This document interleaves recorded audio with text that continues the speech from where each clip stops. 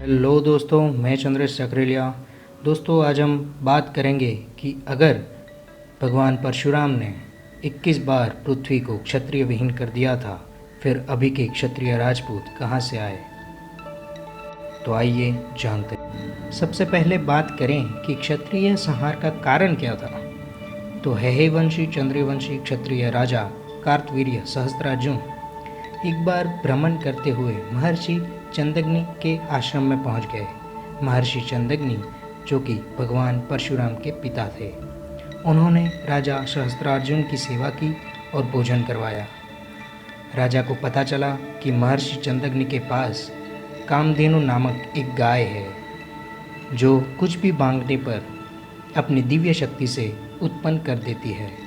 राजा के मन में ख्याल आया कि कैसे भी करके वो इस गाय को अपने साथ ले चले, और फिर महर्षि चंदग्नि के मना करने पर भी राजा ने छल से उस गाय को लेके गए। बाद में जब ये बात परशुराम को पता चली तो वह गुस्सा होकर पिता की आज्ञा लिए बिना ही वो राजा को मारकर आ गए। जब ये बात महर्षि को पता चली तो उन्हें बहुत दुख हुआ और उन्हें कहा कि तुमने इतनी सी छोटी बात पर परम प्रतापी राजा का वध कर दिया। अब दुष्टों से प्रजा की रक्षा कौन करेगा। इतना सुन पितृभक्त भगवान परशुराम को पश्चाताप करने के लिए तीर्थ स्थान करने चले गए। लेकिन इत्र देश के चंद्रवंशीय हेहयवंशी राजपूत एकत्रित हो गए और गुस्सा होकर राजपूतों ने ठान लिया कि उस खुखार ब्रह्मचारी परशुराम के टुकड़े टुकड़े कर दिए जाएंगे, ताकि कोई आगे ऐसा करने की चेष्टा ना करे। इसी बात से चंद्रवंशी हेहयवंशी राजपूतों ने आश्रम जाकर परशुराम को ढूंढने लगे।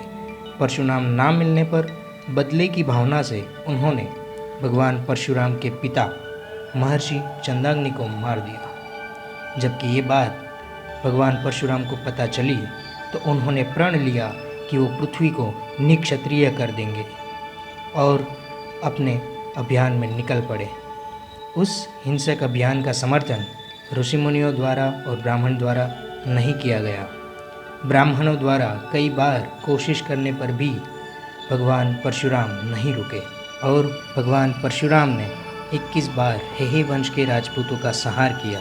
सभी राजपूतों का नहीं, जो उनके पिता के हत्यारे थे, केवल उन्हीं का भगवान परशुराम ने मारा और बच्चों पर भी कोई हाथ नहीं उठाया।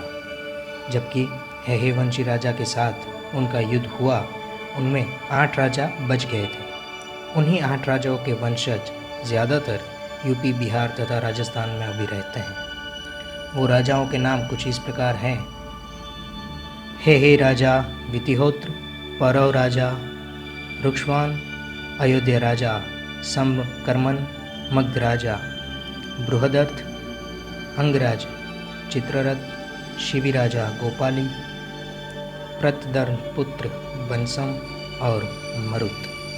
तो इस प्रकार ये 8 राजा भगवान परशुराम के क्षत्रिय संहार से बच गए।